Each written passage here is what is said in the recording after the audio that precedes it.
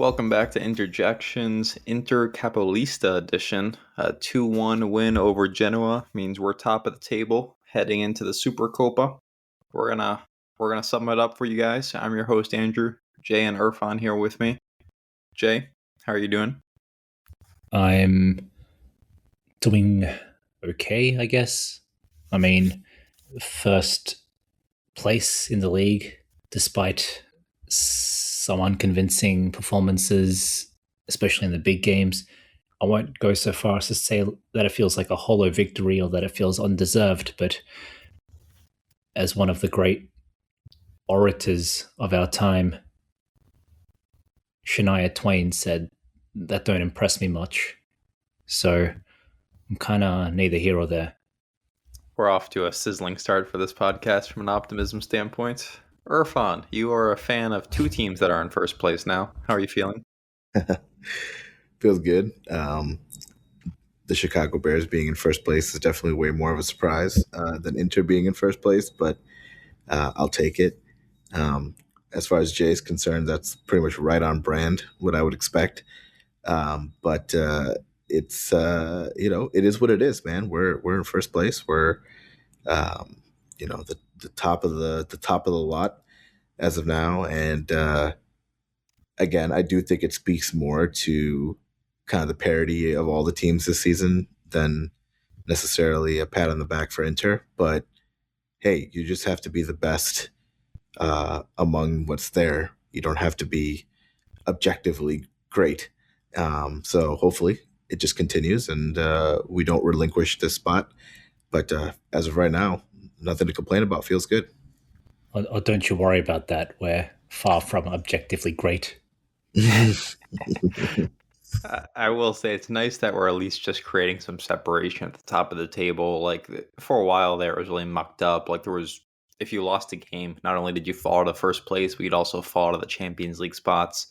Now, Roma's coming back down to earth. Juve still blows. Like we're at least getting a little more comfortable in the table, which is important. But all right, before we hit Genoa, Jay, do you want to talk about Liverpool? How do you want to do this? Yeah, I do. I want to firstly give a shout out to Andrew for his post-Liverpool analysis. I thought you hit every nail on the head with pinpoint accuracy. Unlike us shooting a goal, we'll start with Kivu because I kind of just want to get him out of the way. Not so much that I think he was the biggest culprit, but Liverpool was the first time where I kind of felt myself getting fed up with Kivu. In my eyes, I've only pointed out the objective truth, which is that the guy had 15 games of experience in his entire career before joining Inter, and that he is empirically just an unknown quantity. But that aside, I've been, at least to myself, quite non-judgmental of him during his time at Inter, with the understanding that this project is, as much as it is a youth project and like the Oak Tree project, it's also the Kivu project. And Kivu is essentially just another one of the Bissecs or the Dioufs that we've taken a gamble on. And in the same way that we need a player like Pio and Bonnie to develop and grow, and we got to deal with their growing pains and just accept them, that applies to Kivu as well. So in saying that, I kind of just got over the bumps and bruises along the way, the Juventus loss, the Udinese loss, and other such losses with, look, it is what it is. Kivu might get outmanaged sometimes. He might make some poor decisions sometimes, but it's all part and parcel of having a young and developing manager. But Liverpool was the first time where I felt some genuine frustration towards the coach and his approach and his tactical setup. And it felt like a continuation of the Atletico game where I felt his starting lineup was a bit off, and he seems unable to get more fire out of these guys. There's you can tell when players are spitting blood and they're absolutely geared up and aggressive and passionate, and they play with that hunger and determination. And to be completely honest, I just haven't seen that at all from this club pretty much this entire season. And Liverpool was, in my opinion, the most abject performance to date from these guys. Andrew, you put it perfectly by saying that everyone and their mom knows that Inter struggle with big games, and so what better, what easier way to ease into it? What more low hanging fruit could we get than a Liverpool side in absolute full blown crisis? What have they lost? 9 out of their last 11 games prior to meeting us, conceding 3 or more goals in like half of those games. The managers copying criticism from every corner of the fan base and the media. He is in open war against his star player who is in open revolt himself. What better opponent for Inter to ease their way? What better baby step for Inter to take in beating a big team than putting this Liverpool side away? And we made it absolutely pathetically easy for them. I don't think Liverpool broke a fucking sweat. I don't think there was a single player on the pitch out there who put in above a 5 out of 10 level of not performance, but effort. No one looked like they gave a fuck. And that was beyond disappointing, despite the capitulations against Juventus and the disappointments against Milan and Napoli and whatever, and also the last gasp loss against Atleti. It was the Liverpool game that really, really annoyed me because it just showed to me that this team is just full of fucking losers. They don't deserve a thing because they don't put in anything at these bigger games. How long are we going to keep using these excuses like, oh, we outplayed Juventus and they had only 4 shots on goal and they were miraculous goals, and likewise we played better than Milan, we hit the post twice or whatever, and Napoli they got a penalty, and likewise this game Liverpool got a bullshit penalty and whatever. That's what losers do. There's always some reason why they didn't. Like 6 losses? Seriously, 6 losses? Not even draws, man. We can't even hold these teams to draws. It's just like this team just finds a way to lose. They always just find a way to lose and to not have to undergo the stress of winning. So I was deeply upset following the Liverpool game.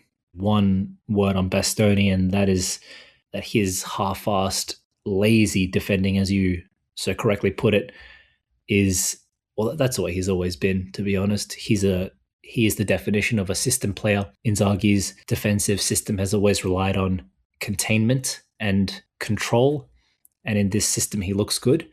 But when you have these system breakers or these players who kind of go against that and will take you on man for man or challenge you aggressively, then he falls apart. Time and time again, we've seen it.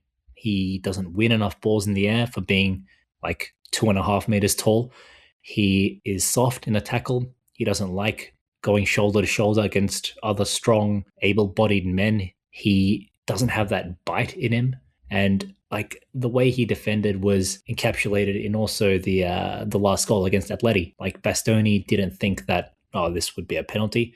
Likewise, no one at Inter thought that Atleti might score from the last corner kick of the game in the 95th minute, They defended that corner as if they were defending a corner in the 32nd minute against fucking Venezia while we were leading 2-0. That's the same intensity. And so Bastoni is the epitome of the lack of intensity in this team from what I'm seeing. And I really, really need to see more from these guys from a just simple intensity, simple desire standpoint to even come around to thinking that they have any sort of chance of being more than what they currently are, which is flat track bullies. It's just, can crushers, which is all the more irony that this fucking team somehow finds itself in first place. So go figure.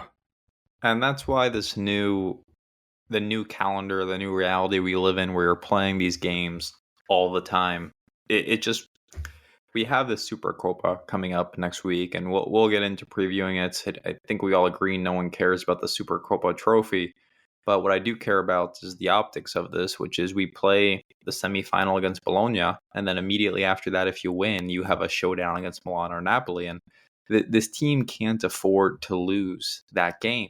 They can't afford to have another mental breakdown against these direct rivals, because at some point, like, rent will be due. At some point, we will never be able to recover from this. And that's why we need to finally we have to beat one of these teams, and that's why suddenly we have to suddenly care about this Supercoppa as opposed to what we always do, which is shrugging and laughing it off. But Irfan, I'll let you comment on the Liverpool match. Do you agree with Jay's lack of hope, lack of life? Nah, I think that was way too harsh, especially against Bastoni. That was look. Here's the reality of the situation when it comes to this Liverpool match and just the team in general. A lot of what you guys said is true. There's no denying it. There's definitely a mentality issue, for sure. But I've always kind of harped on the fact that I think the mentality part is a secondary issue. Mentality can end up in preventing you from gritting out a draw and instead losing, right? Like it can have like a compounding effect, but ultimately I still think it comes down to talent and performance, right? And on the performance part, this team, the biggest flaw I see with this team is that they have this inability to sustain a performance to to kind of grind out a draw. Like they just don't do it. So if we're aiming, if we go into a match thinking and playing like a draw is a reasonable result or a good result or kind of what we should settle for, we inevitably end up losing. Like when you play for a draw, you're going to lose. Like you can play for the win and end up with a draw, and that's a reasonable result at times. But if you consistently go into the match or at some point in the match, like, 45th minute, 60th minute, 75th minute, you start to switch off a little bit physically and in your performance and mentally. That like, hey, we did enough to just get a draw here and let's survive and then live for another day. Like this particular team is unable to get a draw. And we see that in the results, right? Like in Serie A and in Champions League, this team cannot grind out a draw. And I think part of that is mentality, sure. But a lot of it, I think, is it's just tactics, right? Like the system we play and the way we play, it does rely on us retaining a sense of ball security and movement and putting the other team under some sort of pressure, which prevents them from getting set up, that prevents them from attacking. And so our ability to kind of just shut off the offense part of our team and then just rely completely on defense and clearing the ball and setting up a low block. I mean, it just doesn't work. So our team, I think, is the best example of the best defense is a good offense. Like if you keep the other team under threat, you're going to be able to defend a lot better in the system. And we just stop doing that when we think we're at that point where a draw is an inevitable result. And that's why we consistently concede late. And so I think against Liverpool was sort of a similar situation. There came a point in the game where all of a sudden we were totally okay. And we were just assuming that Liverpool was going to be okay with the draw, just like we were assuming that Atletico was going to be okay with a draw. And good teams are not going to be okay with draws. And that there's a reason a lot of times our collapse or our late goal that we give up is against a good team. You can't ignore the talent factor. And I know Liverpool have been poor on paper and they've been having all this sort of issues, but the reality is that they're a talented team. Their midfield is their midfield and part of their attacking. Their wings are $250 million worth of players. Even if you're in bad form, you're going up against people who are not slouches. So you can't lose any sort of focus or tactics and expect to just grind out some results as if you're playing some lower team in Serie A. So again, I feel like there's a reason this ends up happening against good teams. Part of it is a talent issue. The other thing I'll say is that going into the match, I said very clearly, and this has been the case throughout the year, whenever we're outplayed in the midfield, we always lose. The key to whatever the system is that Inzaghi or Kivu are running, it depends heavily on our ability to perform in the midfield. So as much as we're focusing on Bastoni and his individual mistakes, I think a lot of our issues so far this year has been just bad performance in the midfield, especially bad performance by our midfield against teams that have good midfielders and good midfields. And that's been the kiss of our death. That's been the kiss of death for us throughout the season. And against Liverpool, our midfield I don't think was better at all than Liverpool's midfield. And that's why for a long time it didn't look like they were going to score at all, but it also didn't look like we were going to score. And with Hakan getting injured, it was kind of written that we were going to perform poorly, and we did. I think if you want to focus one player on their performance, I think you focus a lot more on Barella this season than you do on Bastoni. And then again, the last thing I'll say is like two things can be true at the same time. Like we did not perform well or at expectation against Liverpool, but that doesn't take away from the fact that we were robbed of a draw because of a bullshit penalty. Like that's not an excuse. Like that actually happened, right? Now, where I draw the line is that we shouldn't have been going into it looking for a draw in the first place. Like we should have went in with a lot more confidence and played a lot better than we did, and we should have secured a victory. But that doesn't mean that we were robbed of a draw. Like we totally were. Like that penalty was probably the most egregious bullshit penalty I've ever seen called in a major game. Like it's just unbelievable that that was given. So I don't think that's an excuse. I think two things can be true. I think the team continues to shit the bed against good opponents, and I think it's a lot more tactics than it is mentality. But surely it's mentality as well. But you can't ignore talent. You can't ignore performance. And you can't ignore the fact that, like, in this case, we were also robbed, like we have been in other cases as well. But you got to work through that. You got to be better. And you have to account for that. Like, you have to go into the game expecting that certain calls might not go your way. So you have to build in an even stronger buffer to just like, no, I'm going to win this game. We're going to stay intense throughout. We're going to keep them under pressure for 90 minutes, and we're going to score goals. And that's where this team seems to lack against good opponents. Yeah, I'm not going to repeat myself because I already talked about this at length, but I was just really disappointed in the mentality of the game, which was we didn't want to win it. It was very clear about 45 minutes into this game that we were content to settle for the point.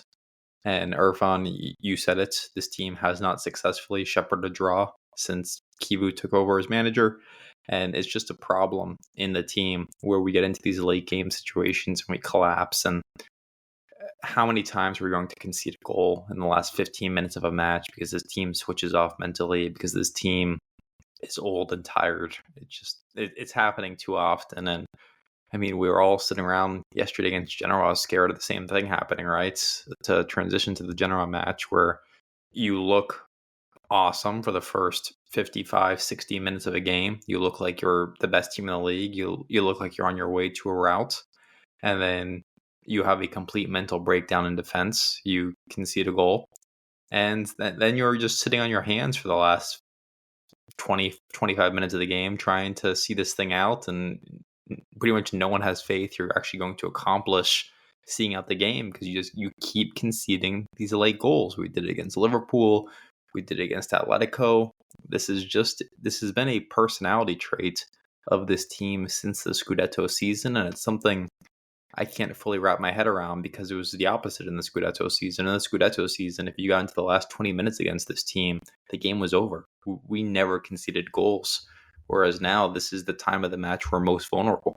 You saw it against Juve. You saw it against Milan. Like we concede goals in the second half, and specifically in the last quarter of the game. That's where we're most susceptible. So that's why we can't play for draws. That's why we can't take these opportunities for granted. And if you have a chance to win a match, you have to go take it because you can't trust this team to see anything else. But let's shift gears to the Genoa game, because as negative as we all are about what has happened recently, about these bad European performances, to maybe Irfan's point in the opening, you can only play who's in front of you. And the reality is the teams we're up against in the Scudetto race are faltering in the same way we are. It's just Milan keeps drawing against teams who are worse than them rather than losing big games. Or Napoli keeps losing to teams who are at the bottom of the table rather than at the top of the table. And I don't know if it really matters how you slice and dice it when these teams are ending up in collectively the same spots. And maybe the argument is last season's performance where we failed to beat any of the top teams and we didn't finish in first place. Whereas Napoli had a mixed bag results. They beat some good teams, they lost to some good teams, and they won the Scudetto. Is that a relevant data point? I don't know. But if all I know is if Milan keeps randomly drawing teams, which they've done 5 or 6 times this season, if Napoli keeps losing to the Udineses of the world and keeps having bad results against bottom of the table sides, eventually, like, someone has to finish in first place, right? And it's going to be a season long thing, but why not us, I guess? And the way I view this general game is really there's just no such thing as a bad away win. You take the 3 points and you appreciate that. I was just talking about how shaky we look at times at the end of matches. At least we saw this thing through. At least we got this thing across the finish line, even though it was our own undoing, even though it was our own failures that put us in the position to having to, be clenched the whole last 20 minutes of the match. Because that's just what this team is at this point. It is second half collapses. It is everything's nervy. Nothing's ever easy. I guess I want to talk about the defense because I think the defense is something we haven't given a lot of airtime to. We complain about Lautaro. We complain about Barella. But the defense, we're entering a new era. I think it's clear to say where this Akanji, Bisek, Bastoni is the backline we need to be using in new matches. And it's like a more modern defense because it's fast and they're physical, and every single one of these dudes, like if they're able to camp out in the opponent's half deep in their territory and be comfortable on the ball. So, like, yeah, they had a collective brain fart yesterday where Bastoni and Akanji cost us a goal. But I do think like this combination of players has been our best defense this season, and it's also clear Akanji has unlocked another level in this team that Pavard didn't have. Pavard was injured a lot of his time here. That's how the whole Darmian at right center back experience took off. We had Pavard struggling with injury, and Pavard never looked this good defensively. He never looked at home attacking in our system the way Akanji does. And when we reflect back on the summer mercato, like this decision to bring in Akanji was the most like obvious upgrade we made outside of the backup strikers in the squad. So I guess any thoughts from you guys about like this new age we're entering in defense where Acerbi and De Vrij are things of the past and we have like this physical, fast, capable backline?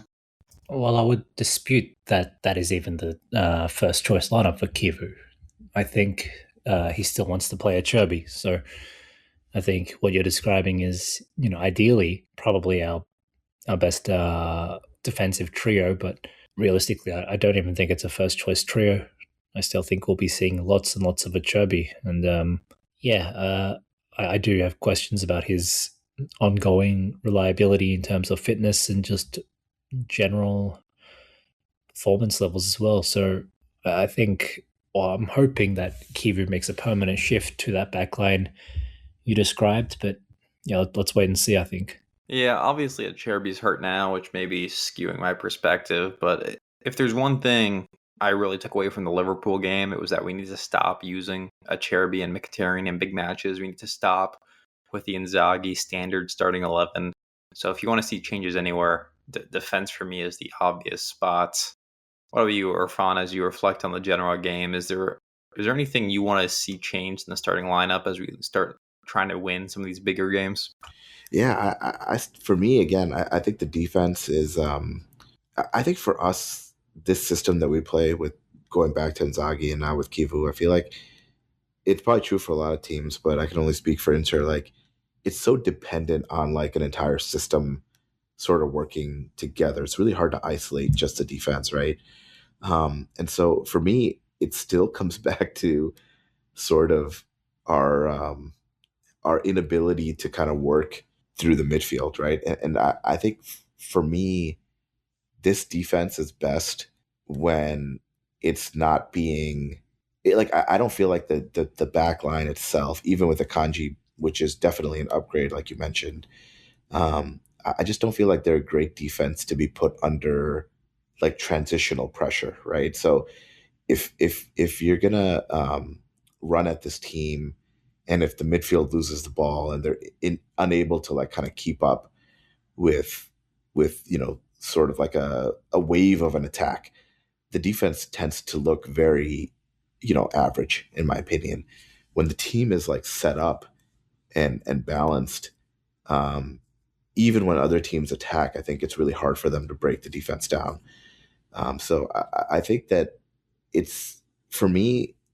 I like the fact that we're not really seeing a Cherby and DeVry.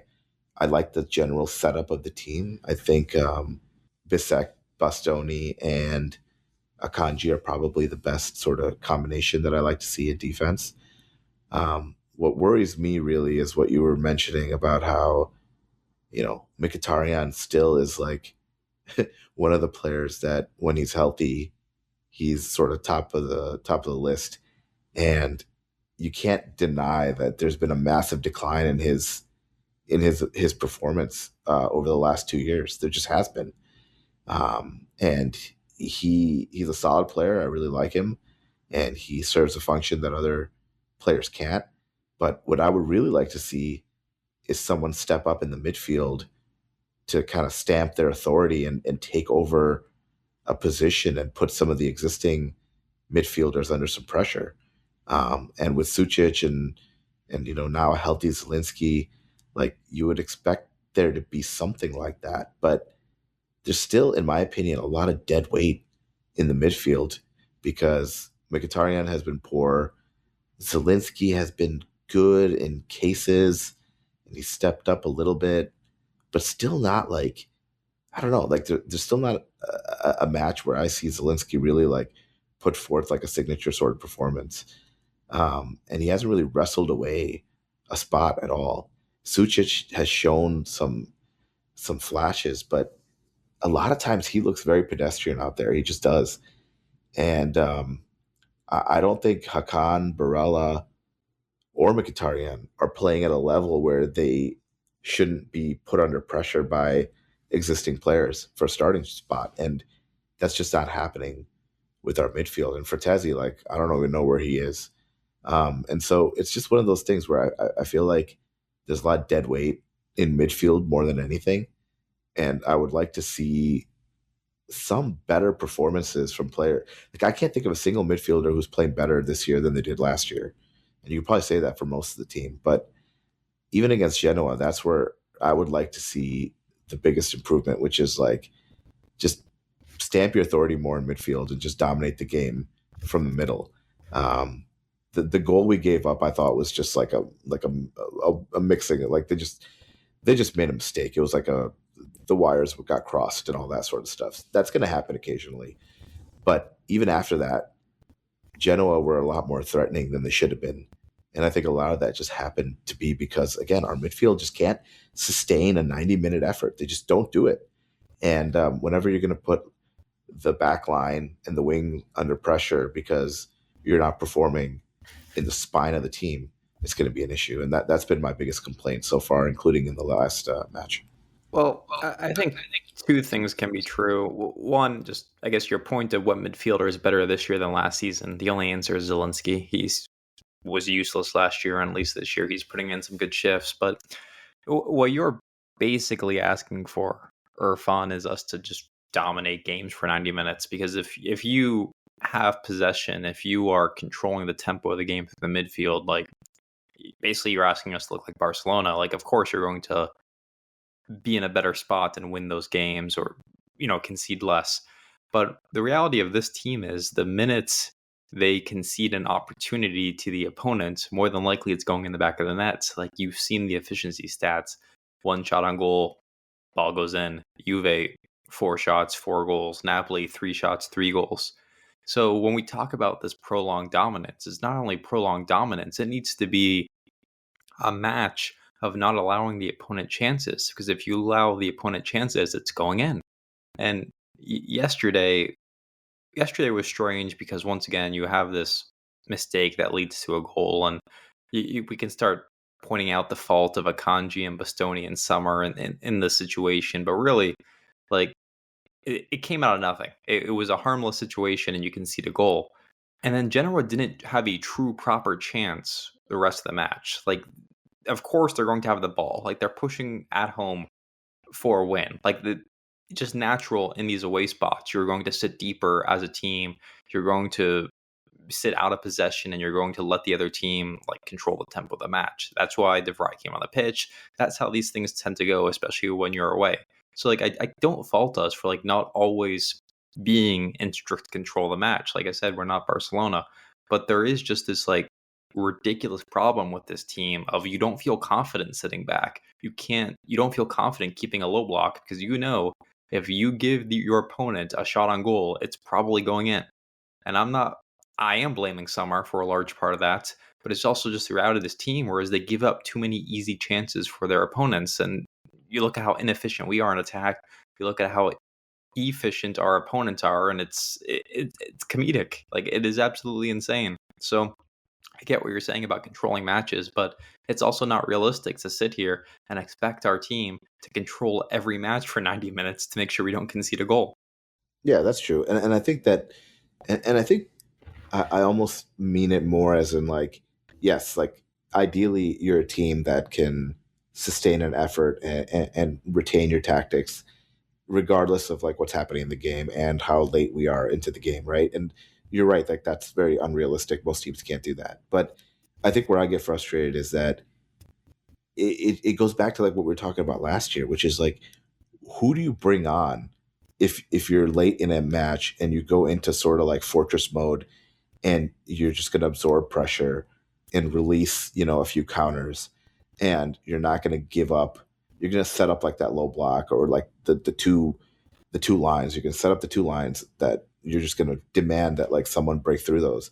Like, who do you bring on to do that? And I think the biggest issue for us is like in the midfield, there's literally no one. Like, you could bring in De Vrij and you could bring in a Cherby, and they can start to clear out all of like the crosses coming in the air and staying, marking a little bit heavier and all that sort of stuff. It's like you could do all that, but in the midfield, we don't have anyone. Like, there's no defensive midfielder here. There's nobody that you can bring on that just like, busts up attacks and like clears out the midfield and helps the defense. And I think that's also an issue, right? Like you have to have players that can fit the tactics. And so if you're going to go into fortress mode, you need the right players. We don't have those players. There's no one you can really bring on that's going to defensively lock up the midfield. Like, there was no better manager at this back in the day than Mourinho, right? Like, there was times where you knew if it was 1-0 or 2-1 and we were shifting into like we're not going to concede mode, he would put in certain players and like he would have certain tactics where like it was just impossible for the other team to score. We don't have, I think, those players or those tactics, and that's the big reason why we end up conceding late. And so I don't know. I agree with you. I think the issue also though is that we don't have the sort of players in the midfield that can come in and play that sort of style where we're just shutting the door. We can't shut the door because we don't have the players for it. Jay, what do you think of the win over Genoa yesterday? The horribly conceded goal, and even if you want to hit on Lautaro finally hitting the ground running here and scoring a few nice league goals in a row. Funny enough, I slept through the first half and woke up in time to watch the second, which was the most boring 45 minutes I've endured in a long time.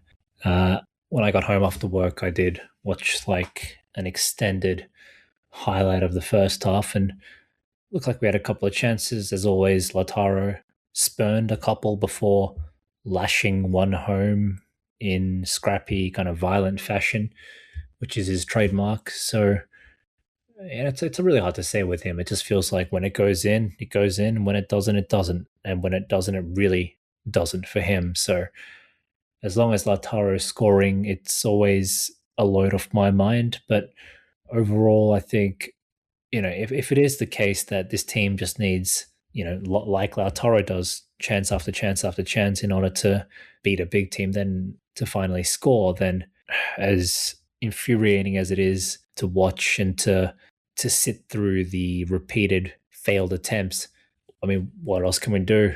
Fucking so be it. So the game against Genoa was a welcome return to a very familiar and manageable opponent.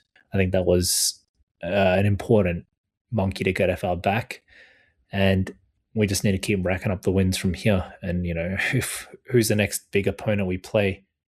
You mentioned maybe Milan or Napoli in the Supercoppa. Other than that, I don't know. I think it might be I have it here somewhere. Arsenal. Yeah, Arsenal in the end of January, and then followed by Dortmund a week later. So I don't know. We played Napoli. Oh yeah, it's because of the new. We start, a couple years ago. Now they don't just repeat the. Yeah, they didn't just flip it. Yeah. So we actually played Napoli very early on in the year, 12th of January. So yeah, look, if we win the games between now and then, get a bit of a warm up into the next big test. And even though we've done this ad nauseum, have an encouraging.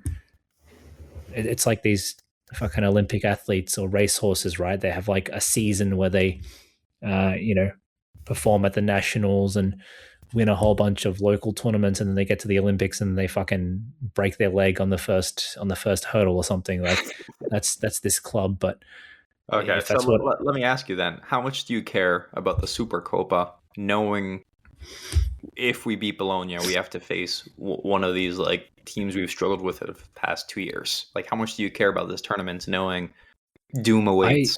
I don't. I don't care about the tournament, and I don't care about the trophy that much. But as you mentioned, I care about the potential chance to face one of these guys and get some revenge, and to restore some dignity and get this and right the ship a little bit. So if we get presented with that opportunity to have another go at Milan, then as nerve-wracking as it would be for these losers, because again, as you said, on the flip side, if we lose, it's potentially fucking disastrous, right?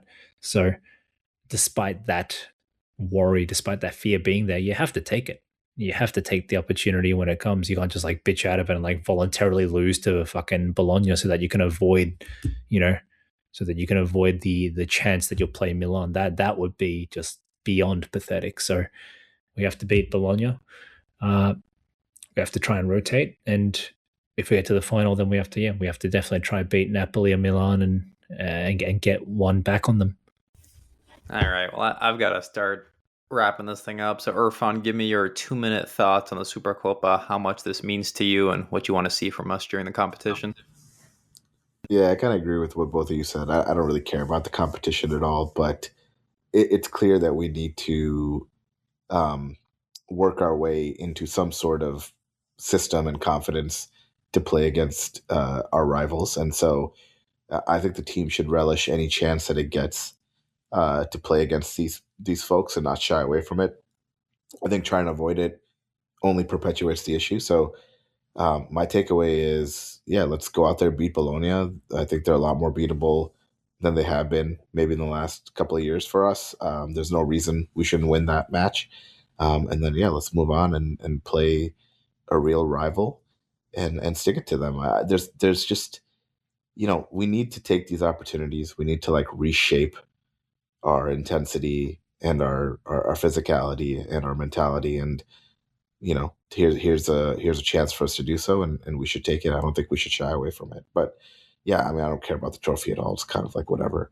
But I want to see us go out and play and start to play with a lot more confidence. And I think it starts here. Also starts against Arsenal. So let's get moving on that stuff. Over under 10,000 empty seats in Saudi Arabia for the Bologna match.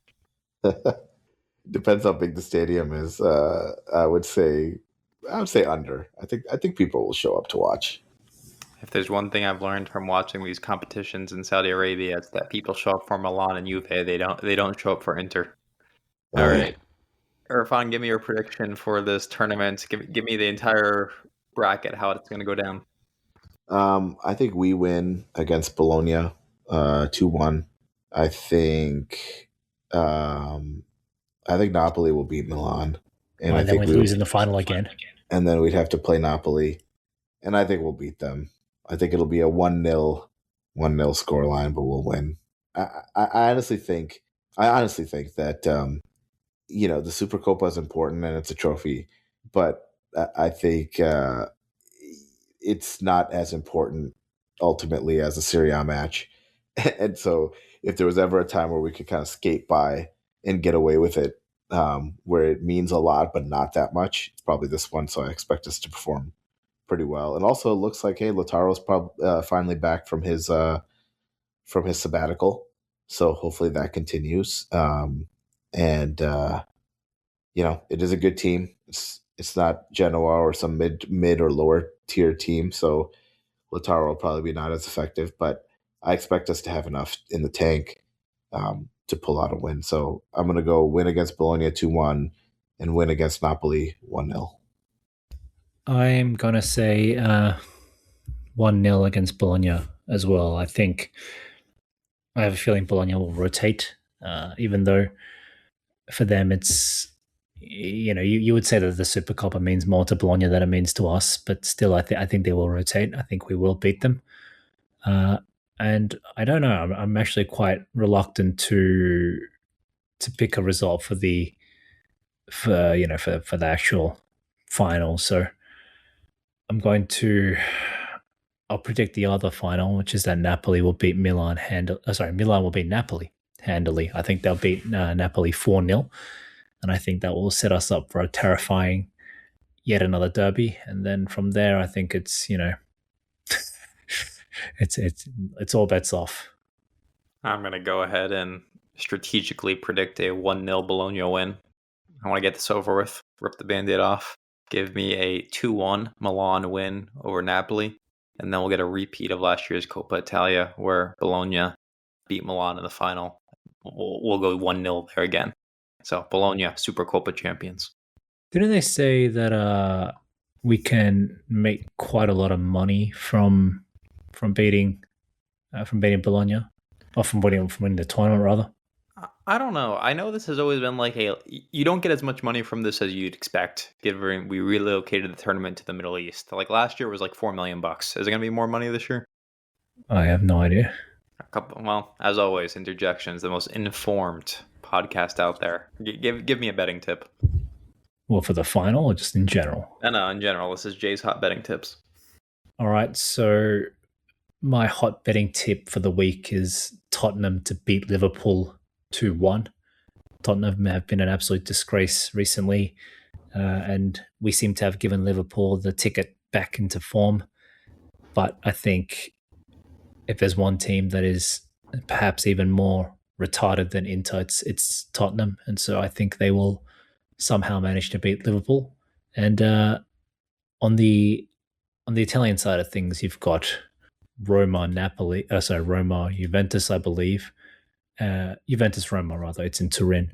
And I'm going to say Juventus continue their incredibly abject performances, yet still picking up results by beating Roma 1-0. It's going to be a disgraceful game, but Juventus will come out ahead 1-0. So I've got 1-0 Juventus Roma and 2-1 Tottenham Liverpool as your Jay's hot betting tips for the week. All right. Go put your well-earned paychecks on that. You won't be led astray. 401k. I don't actually know what that is. What is that?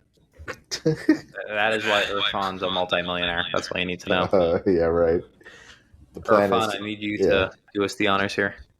I know, man. We definitely missed Miko's positivity and just the sheer authority with which he demands positivity all around. We're going to get roasted for this episode, but Miko, quote, had to work, quote, which is news to me. I didn't know Miko was gainfully employed. Yeah, I mean, it's Finland, and it's December. There's no chance he's working, but that's fine. Yeah, he's definitely at a party. He's in Ibiza again, but that's fine. It's cool. In the words of the great Miko, who we miss dearly, Forza Inter. That's right. We'll catch you all post Supercoppa.